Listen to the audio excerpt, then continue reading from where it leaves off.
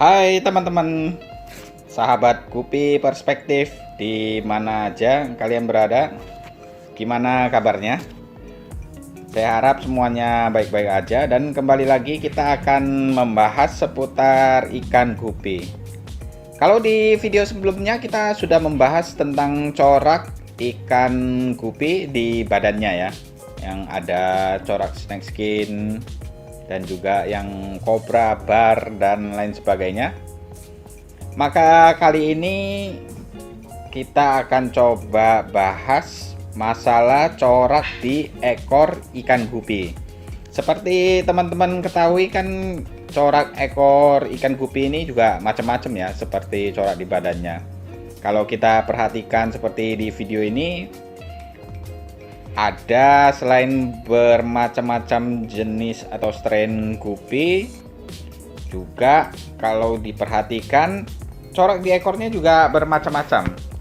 Sama kayak manusia pakai baju, ada yang polos, ada juga yang bercorak, dan corak atau motifnya juga berbeda-beda.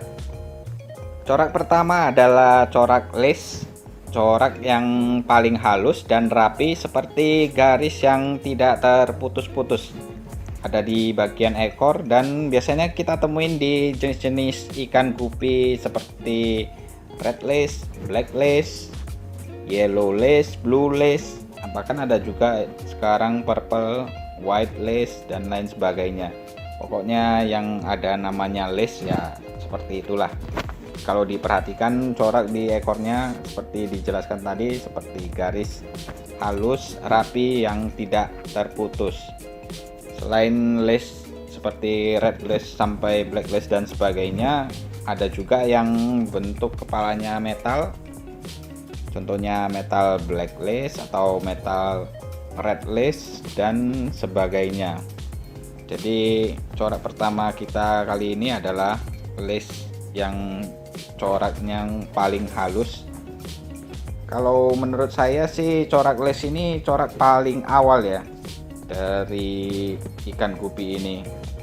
Jadi awal dari ikan gupi corak, dan kalau kita silangkan dengan jenis lain maka akan muncul corak-corak berikutnya. Nanti kita jelaskan untuk corak berikutnya. Cuman corak lace ini atau motif lace ini sulit untuk di maintain ya, atau perawatannya, karena perlu benar-benar memilih yang rapi. Corak kedua yang akan kita bahas ini adalah corak atau motif grass seperti rumput. 2000 years later. Kalau menurut sejarahnya sih penamaan grass ini karena yang menemukannya ini mengacu kepada seperti ladang rumput. Jadi corak di ekornya itu bintik-bintik kecil dan rapi.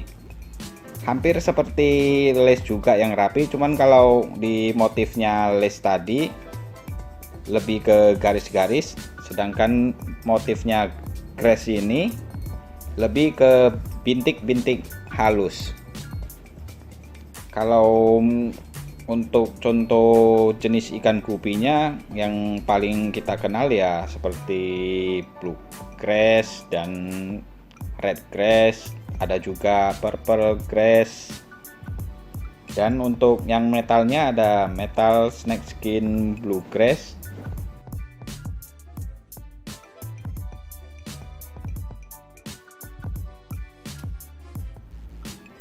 Dan corak yang ketiga adalah, atau motif ketiga adalah mosaik. Seperti corak garis pada lace, tapi garis hitamnya lebih tebal. Begitu juga kalau dia muncul seperti bintik-bintik grass, bintik-bintiknya juga lebih besar dan kelihatan lebih jelas. Kalau kita perhatikan di video ini, corak ekor mosaik ini atau motifnya yang di ekor lebih kelihatan seperti garis hitam tebal. Meskipun harus kita seleksi lagi untuk kerapiannya, sama seperti halnya motif lace ataupun motif grass yang pertama dan kedua tadi. Semua itu tergantung dari seleksi para peternak atau breeder ikan gupi. Corak atau motif mosaik ini biasanya ditemukan di jenis-jenis old fashion, old fashion ya.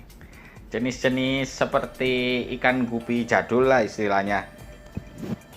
Biasanya seperti platinum blue mosaic dan lain-lain sebagainya. Cuman untuk sekarang ini sudah banyak silangan-silangan baru dengan corak mosaik. Seperti magenta juga ada yang coraknya mosaik. Ada juga jenis dragon atau firetail, coraknya juga yang di ekor itu motifnya motif mosaik. Jadi selain jenis-jenis yang lama, jenis-jenis baru yang disilangkan itu ekornya sekarang sudah banyak juga yang motifnya mosaik. Sama seperti corak lace maupun corak grass, corak mosaik ini bagi yang suka menyilang ikan gupi tinggal seleksi aja. Yang terpenting itu kita cari yang paling rapi, dimana coraknya antara depan sampai belakang, atas sampai bawah itu sama atau sesuai dengan yang corak-corak sebelumnya. Untuk corak terakhir yang akan kita bahas, corak keempat, yaitu corak leopard, dimana coraknya seperti bintik-bintik grass tapi bulatannya lebih besar dan lebih kasar ya istilahnya. Corak leopard ini selain di ekor biasanya juga ada di badan ikan gupi. Jadi penamaan leopard itu mengacu kepada seperti binatang atau hewan macan tutul. Tutul-tutul atau bintik-bintik hitam besar di badan dan di ekor ikan gupi itu. Jadi teman-teman, ini sekedar sharing dari kita 4 jenis motif atau corak ekor di ikan gupi, mulai dari lace, grass, mosaik, dan leopard. Sekarang ini sudah banyak breeder yang mencoba menyilangkan semua corak itu untuk menghasilkan corak-corak yang baru.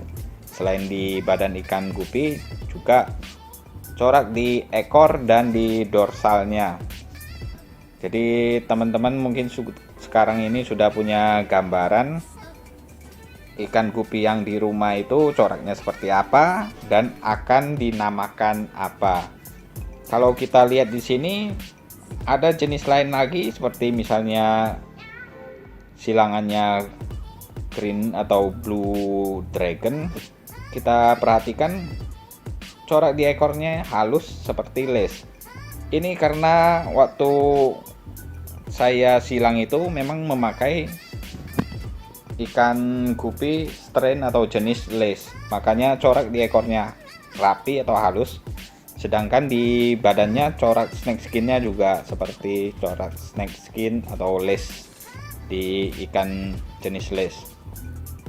Kalau untuk betinanya sendiri, biasanya kita perhatikan motif atau corak di ekornya itu kebanyakan untuk yang mosaik, betinanya di ekornya juga akan sama coraknya, keluar juga corak mosaik.